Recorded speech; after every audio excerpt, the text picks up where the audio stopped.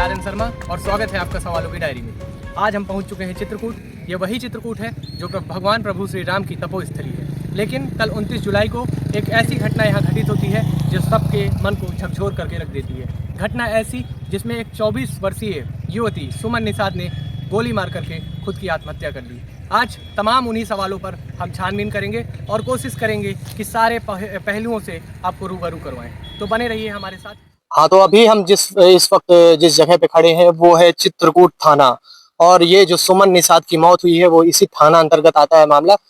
तो प्रयास हम ये करेंगे कि हम लोगों से जान सकें कि ये घटना कब घटी और पुलिस को जानकारी इस घटना की कब लगती है, और जानकारी लगने के बाद पुलिस का क्या रवैया रहा, पुलिस किस हिसाब से छानबीन कर रही है और मौके पे उनको क्या क्या देखने को मिला। इन सब सारे सवालों का जवाब हम चित्रकूट थाना प्रभारी या चित्रकूट एसडीओपी के माध्यम से लेने का प्रयास करेंगे। हालांकि अभी जो जानकारी मिली है उसके अनुसार थाना प्रभारी थाने में मौजूद नहीं है, लेकिन तो अभी जिस जगह पे हम खड़े हैं वो है एसडीओपी कार्यालय चित्रकूट।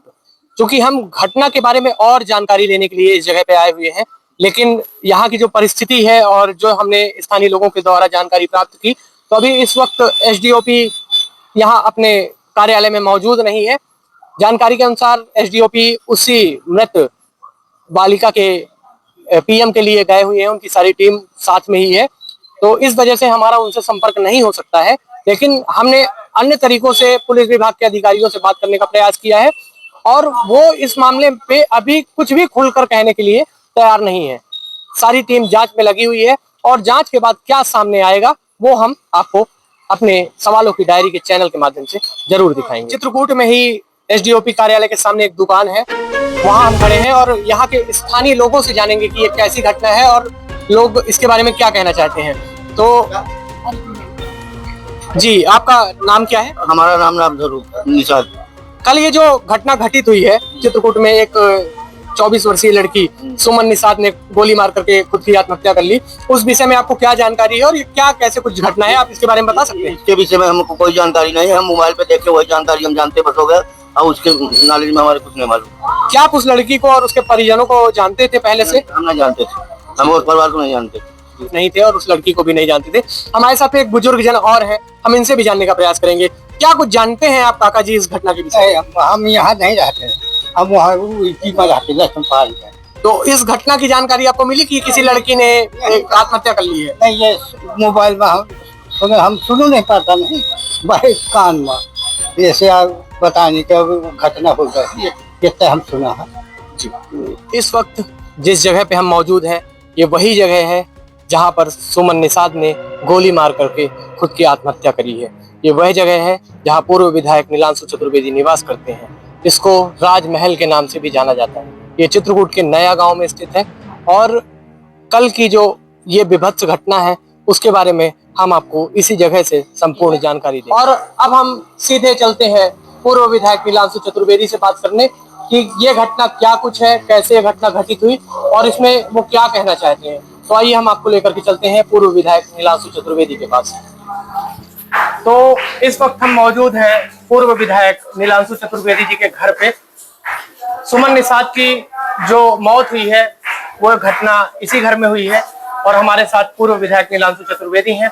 हम उनसे ही जानेंगे कि ये घटना किस प्रकार से हुई, सुमन निषाद इस घर से कैसे जुड़ी है और क्या सारे सवाल जो आज लगातार सोशल मीडिया में दिन भर उठे हैं उनके प्रति वो क्या कहना चाहते हैं, क्या सच्चाई है मामले की, हम जानना चाहेंगे नीलांशु चतुर्वेदी। जी सर, बहुत स्वागत है आपका सवालों की डायरी में। क्योंकि ये मेरे परिवार की व्यक्तिगत क्षति है, वो परिवार हमारा आज चौथी पीढ़ी का परिवार है और वो जो परिवार में क्षति हुई है, व्यक्तिगत हमारे परिवार में क्षति हुई है, उस चीज को हम एक्सप्लेन नहीं कर सकते, बता नहीं सकते कि कितनी बड़ी ये घटना हो गई है। बड़ी विभत्स, उसका मतलब शब्दों से उसको बयान नहीं किया सकता, क्योंकि हमारे इस परिवार की व्यक्तिगत निजी क्षति हुई है। सर, सुमन निषाद आपके घर से जुड़ी हुई है ऐसी जानकारी सामने आ रही है, तो कितने सालों से जुड़ी हुई है? क्योंकि ये भी जानकारी लगी है कि उनकी माता जी यहाँ काम कर रही हैं और कुछ दिनों से सुमन भी यहाँ पर आपके बच्चों की देखरेख कर रही थी, तो क्या ये कैसा मामला है? और ये क्योंकि अब कोई भी व्यक्ति आत्महत्या की ओर कदम बढ़ाता है तो उसके हाव भाव में परिवर्तन देखने को मिलता है, तो ऐसा कुछ आपको देखने को मिल रहा था क्या? देखिए, सुमन का परिवार, उसकी माँ मतलब मैं बड़ा हुआ हूँ तो उसने मेरा केयर किया है, मेरे बच्चों का केयर किया, तब हम लोग बड़े हुए। उसके पूरा परिवार, उसके पति को जब करंट लग गया था तो वो पाल ले जाके इलाज करा। मतलब वो फैमिली जैसे, मतलब मुझे लगता है कि बहुत सारे रिश्तेदार उतने नजदीक नहीं होते हैं, बहुत सारे खून के रिश्ते उतने नजदीक नहीं होते जिस तरह से घर के मेंबर के रूप में वो परिवार है। कल अचानक कैसे उसके क्या मन में चल रहा था, क्या दिमाग में चल रहा था, ये तो भगवान ही जाने। लेकिन कल जो उसने घटना कर ली वो बहुत ही दुखद है। इसके पूर्व में कुछ हाव भाव उसको देख करके ऐसा लग नहीं, रहा वो हो? तो सामान्य रूप से कल भी अपनी माँ के साथ खाना भी खाई, बैठी भी रही, सामान्य रूप से जो रूटीन था उसी रूटीन में थी। कोई ऐसा परिवर्तन नहीं था, ना कोई ऐसा दिख रहा था चीजें कि ऐसा कुछ भाव है, ऐसा कुछ लग रहा था कि कुछ उसके मन में चल रहा है, ऐसा कुछ दिखा नहीं। कथित तौर पे ये कहा जा सकता है कि नीलांशु चतुर्वेदी जी के बचपन से जुड़ी हुई थी उनकी माँ इस घर से, और सुमन निषाद का भी बचपन शायद इसी घर में बीता है, और सुमन निषाद अभी आज के समय में इन्हीं के घर पे ही काम कर रही थी और इनके साथ काम करके और शायद बच्चों का पालन पोषण और सारी चीजें कर रही थी। लगातार एक और जानकारी सर सामने आ रही है कि सुमन निषाद की शादी भी आप करवाने की तैयारी में थे। मैंने उसकी शादी तय थी, 2-3 महीने बाद उसकी शादी थी, उसका बयाना और एंगेजमेंट वगैरह हो चुका था। मऊ के पास एक गांव है जहाँ उसकी शादी होनी थी, सब चीजें थी। नवरात्रि के बाद उसका ब्याह होना था। हाँ, उनकी माँ ने जो जानकारी दी, उन्होंने कहा कि जो भी शादी को लेकर के जेवर जेवरात और बाकी चीजों की देखरेख, ये सारा काम पूर्व विधायक नीलांशु चतुर्वेदी जी के परिवारजनों के द्वारा ही किया जा रहा था। तो इस विषय को लेकर के आप क्या कहना चाहते हैं? निश्चित तौर पे हमारे घर की सदस्य थी, तो जो आदमी से बनता, जो परिवार की बिटिया के लिए किया है तो आदमी करता ही, और पहले भी किया गया है और करते ही। वो बहुत सारी चीजें नहीं बोली जाती, लेकिन अभी तो इतनी दुख की घड़ी है, मतलब ऐसी परिस्थिति है कि जो अचानक ये घटनाक्रम हुआ है उसने पूरा मेरा और मेरे परिवार को तो पूरा झकझोर दिया है। जी सर, लगातार मीडिया, सोशल मीडिया के गलियारों से खबर बार बार सामने आ रही है कि सुमन निषाद की जो मौत हुई है वो संदिग्ध परिस्थितियों में हुई है। लगातार सवालात उठ रहे हैं, इन सब को लेकर के आपका क्या कहना है? क्या संदिग्ध है तो पुलिस जांच करेगी, और उनको जो भी जांच करनी है, जिस प्रकार की जांच करनी करें।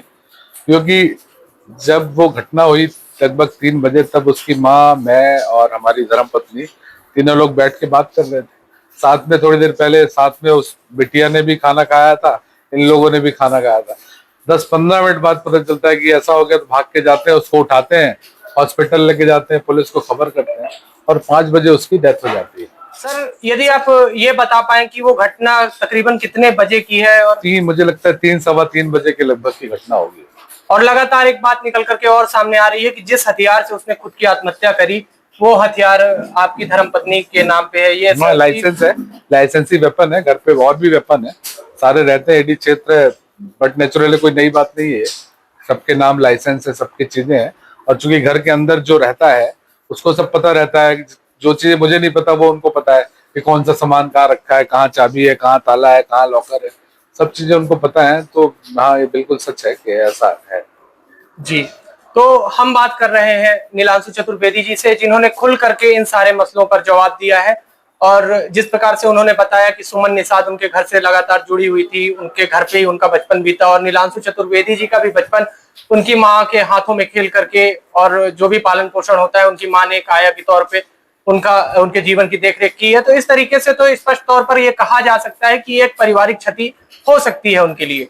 लेकिन दूसरा सवाल यह है कि जो लगातार बातें निकल करके सामने आ रही हैं कि परिस्थितियां संदिग्ध है, ये भी निश्चित तौर पर जांच का विषय है। अब हम प्रयास ये करेंगे कि आपको घटना स्थल तक लेकर के चलें जहां पे ये घटना घटित हुई, और क्या कैसा माहौल रहा वहां का, क्या कैसी परिस्थितियां उस जगह की हैं, वो भी दिखाने का प्रयास करें।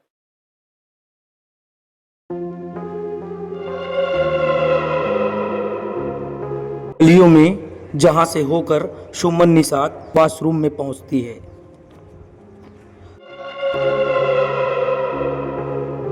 राजमहल के इन 4 दीवारों में गूंजी होगी गोली चलने की आवाज।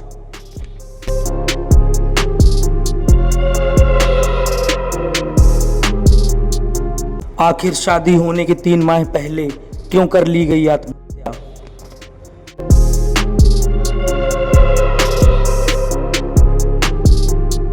पूर्व विधायक नीलांशु चतुर्वेदी के इसी राजमहल में 3 महीने बाद बजती सुमन की शादी की शहनाइयाँ।